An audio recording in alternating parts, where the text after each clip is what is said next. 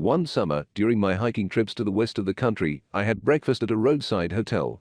The door to the room opened and an old peasant appeared on the threshold, who calmly walked past the table where I was sitting and took a seat by the large window. We exchanged glances, or more precisely, nods, because at that moment I did not even look up from my plate, hurrying to satisfy the hunger that had seriously played out after a 12-mile journey through the hills. Early in the morning there was a warm rain, which soon turned into a shimmering mist that enveloped the crowns of the trees. Now only a light haze remains of it in the bottomless blue of the sky. A summer day and the glitter of gold has come into its own. It was one of those rare days for Somerset and North Devon, when blooming gardens and meadows seem to radiate light so fresh and brilliant is the greenery of foliage and grasses. After a while, the innkeeper's daughter came in, a pretty village girl. She put a pewter mug with a foam cap on the table and went out. Obviously, she did not pay attention to the old man sitting by the window, just as he, in turn, never turned his head in her direction. Under other circumstances, I probably wouldn't have paid attention to the stranger either, but by agreement with the innkeeper, the room was at my complete disposal, and the fact that this man was just sitting here, staring aimlessly out the window, and did not try to start a conversation or explain his presence, involuntarily attracted my attention to him. A curious look. Soon I found myself wondering why he was still silent and sitting with his back turned. The years have bent his back and furrowed his face with wrinkles. The old man was wearing corduroy trousers tied with ribbons under his knees and a worn dark brown frock coat. A withered hand rested on a thick stick. There was a sense of nobility in the landing of the grey-haired head.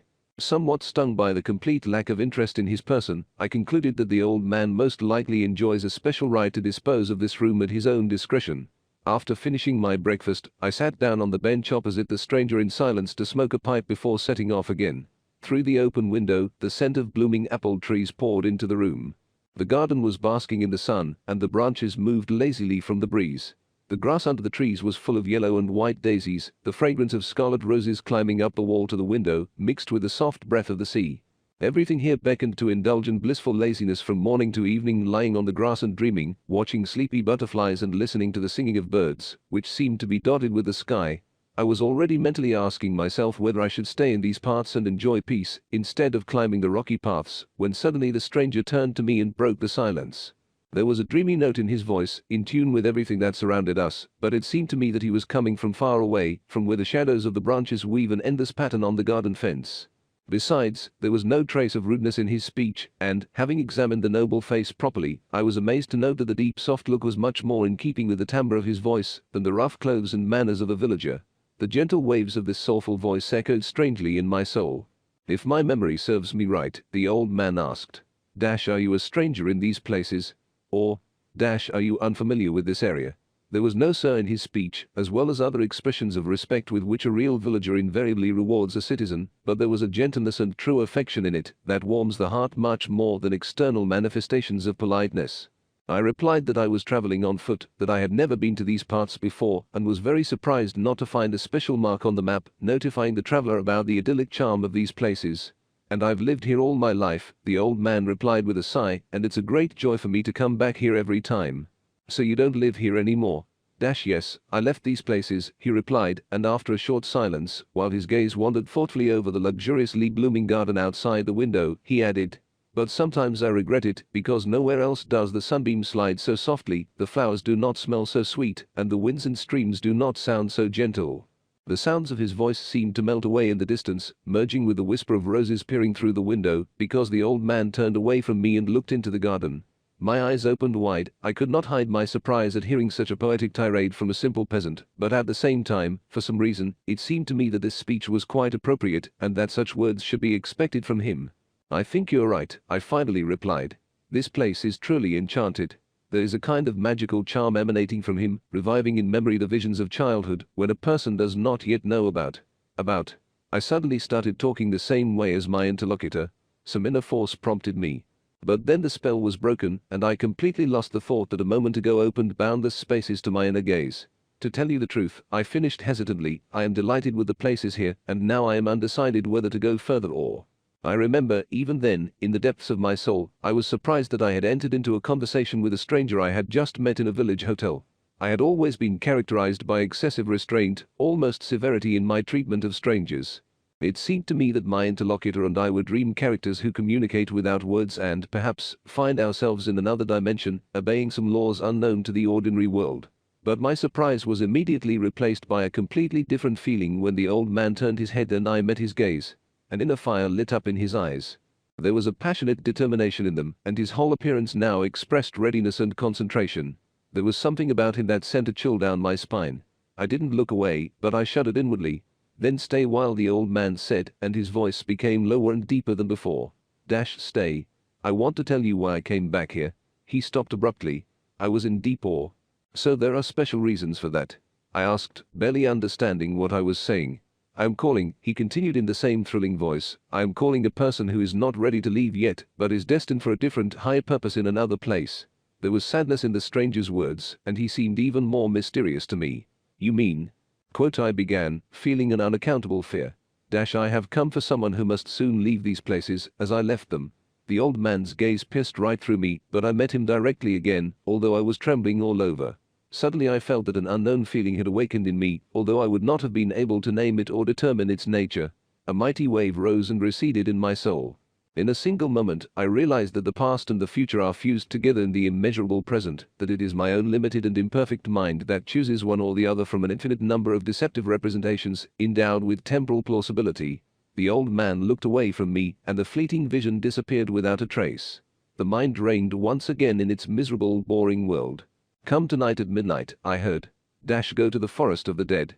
I involuntarily clutched the handle of the bench, feeling that I was talking to someone who knows immeasurably more about the past and the future than myself, who is in a corporeal shell and uses ordinary methods of perception, and this hint of the promise that the veil may lift slightly made a strong impression on me. The breeze from the sea died down, the flowering branches froze. A sleepy butterfly floated past the window. The birds fell silent. I inhaled the smell of the sea, the fragrance of the sultry air rising from the sun-warmed fields and meadows, the untold aromas of June, long summer days. From the meadows and pastures came the hum of myriads of living creatures, children's voices, the sound of a shepherd's pipe, the murmur of water. I knew that I was on the threshold of a hitherto unknown sensation, on the threshold of bliss. I was irresistibly attracted to this strange man. I longed to experience the power of the spirit, at once soaring to the heights of the highest joy. It lasted no more than a second, but in that brief moment, the same insight came to me that recently revealed to me that the past and the future are merged in the present. I realized and felt that pain and bliss are just as inseparable, because the joy that overwhelmed me also contained all the grief that had already fallen to my lot and was waiting for me in the future. The sunlight became dazzlingly bright, then faded, melted. The shadows stopped their dance on the grass, thickened, disappeared into thin air. The apple blossoms rang with a thin silvery laugh when the breeze that came from the sea whispered into their shining faces an old fairy tale about immeasurable love. I thought I heard someone call my name. The soul was filled with a delightful feeling of lightness and strength. Suddenly the door opened and the owner's daughter entered. By all ordinary standards, she was a sweet village girl, whose beauty is akin to the stars, wildflowers and moonlight breaking through the fog over the river and fields, but compared to the beauty of a different, higher order, the girl seemed almost ugly, so dim were her eyes, thin voice, insipid smile and colorless the whole look. She shielded the old man from me for a while I counted out small coins payment for food and services, but when the girl stepped aside a little, I saw that the bench was empty. There was no one in the room except the two of us. This did not surprise me at all. In fact, I almost expected something like this. The mysterious man disappeared, as the character of a dream sometimes disappears, without disturbing its flow and leaving you in the same dream. I paid the bill, in fact marking my return to everyday life, and immediately asked the girl if she knew the old man sitting by the window and what he meant by mentioning the forest of the dead.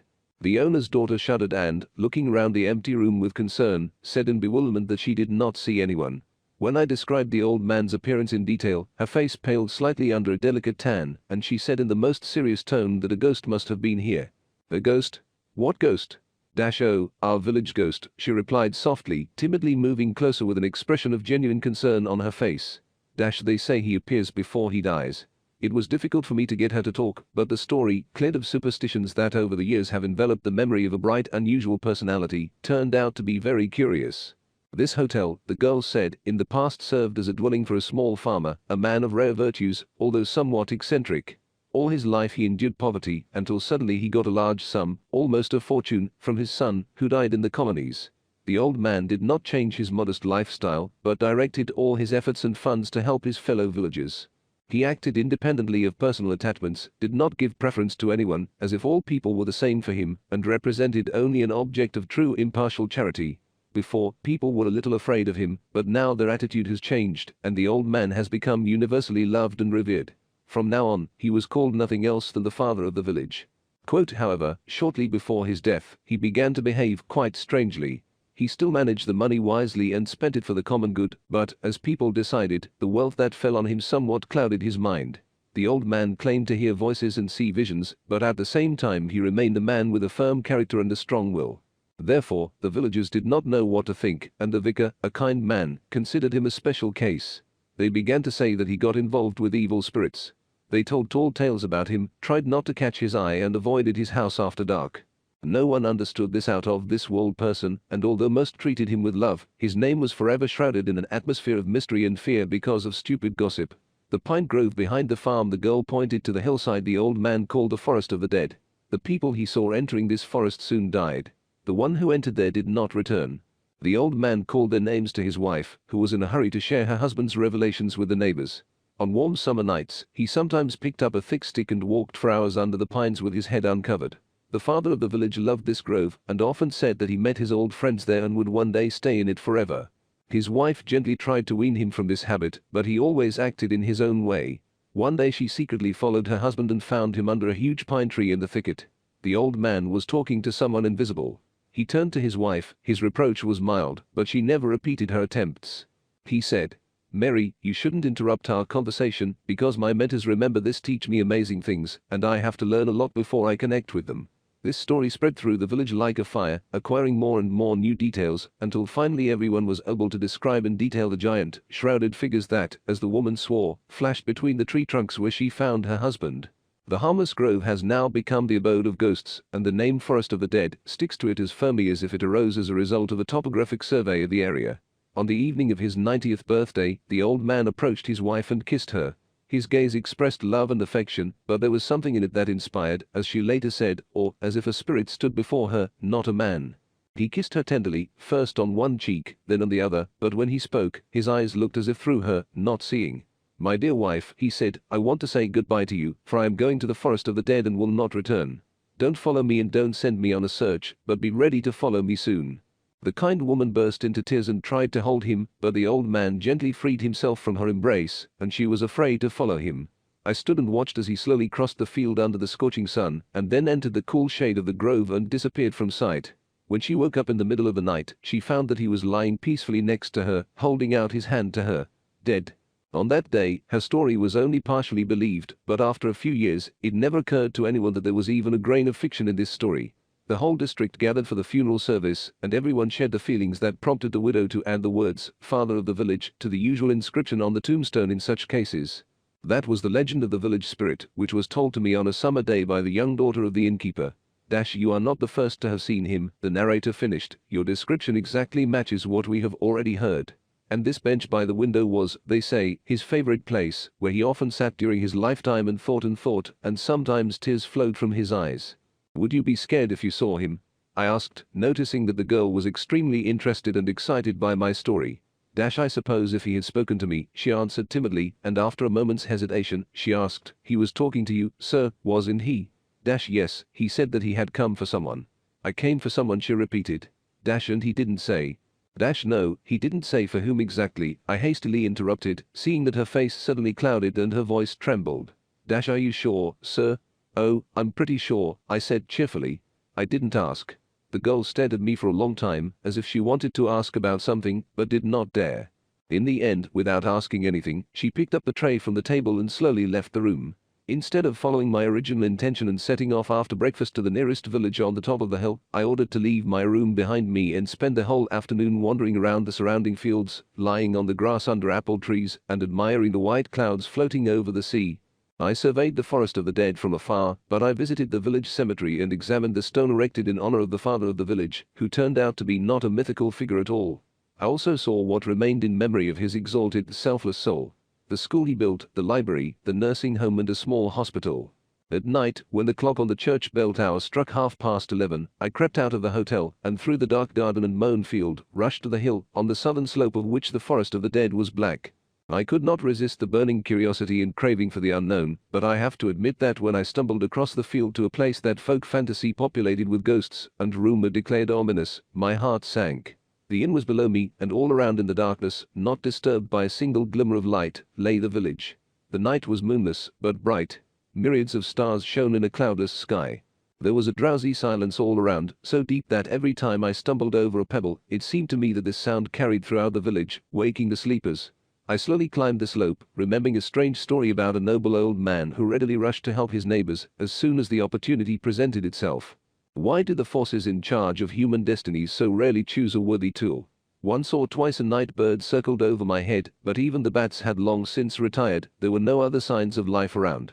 And now, with a shudder, I saw the first trees of the forest of the dead, which rose before me like a black wall. The trunks shot into the starry sky like giant spears. Although my face did not feel the slightest movement of the air, I could hear a faint intermittent rustle, which was made by countless needles at the slightest breeze of the night breeze that was walking in the branches. A muffled sound was borne high above and immediately faded away, for in these groves the wind never sleeps, and even on the quietest day there is gentle music. For a minute I stood undecided on the threshold of the forest, listening intently. Subtle scents of earth and pine needles poured out of the thicket to meet me. An impenetrable darkness was erected before me.